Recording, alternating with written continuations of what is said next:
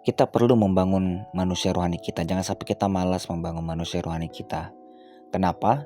Karena kelihatannya manusia rohani itu tidak penting. Seakan-akan kita itu hanya berfokus kepada dunia yang nyata ini. Padahal sebenarnya manusia rohani itu penting banget untuk kita bangun. Karena jikalau kita punya manusia rohani yang cukup, apalagi kita memang sungguh-sungguh memberikan makan roh kita ini, maka secara fisik pun akan terasa.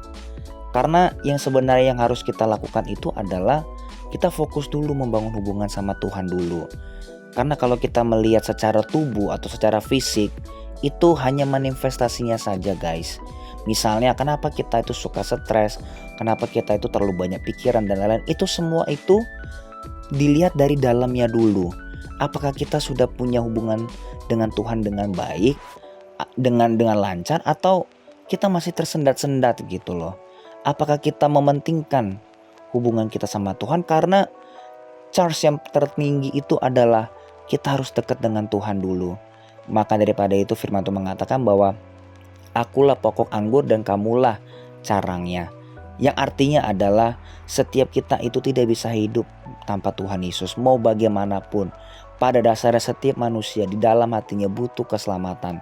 Pada dasarnya setiap manusia seperti kita ini butuh yang namanya itu perjanjian dengan Tuhan. Karena kalau kita tidak berfokus kepada itu, ujung-ujungnya kita jadi bosan. Itulah kenapa ada banyak sekali anak muda contohnya suka jatuh dalam dosa lagi.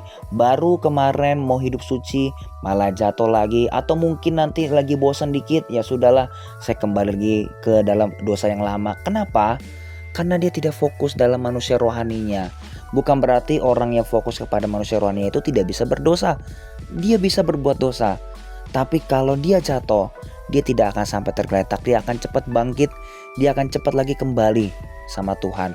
Memang mungkin ada merasa bersalah, ada perasaan guilty di dalam diri kita, tapi setidak-tidaknya lebih baik kita datang sama Tuhan dengan merasa bersalah daripada kita merasa benar, apalagi atau merasa bersalah. Kita makin jauh dari Tuhan. Itu lebih sulit lagi. Jadi saya berharap, saya berdoa dalam nama Yesus bagi kamu yang mendengarkan ini semua, bisa mau membangun manusia rohani kamu. Bukan berarti harus jadi suci, bukan berarti harus nanti jadi pendeta. Tidak harus kok. Tuhan tidak memanggil semuanya menjadi pendeta. Tapi yang Tuhan mau, Dia ingin memanggil kita untuk jadi anak-anaknya di setiap tempat yang Tuhan akan taruh. Mungkin kamu sebagai pengusaha, mungkin kamu nanti ada di kerja di pemerintahan dan lain sebagainya. Karena semuanya akan kembali kepada kemuliaan Tuhan.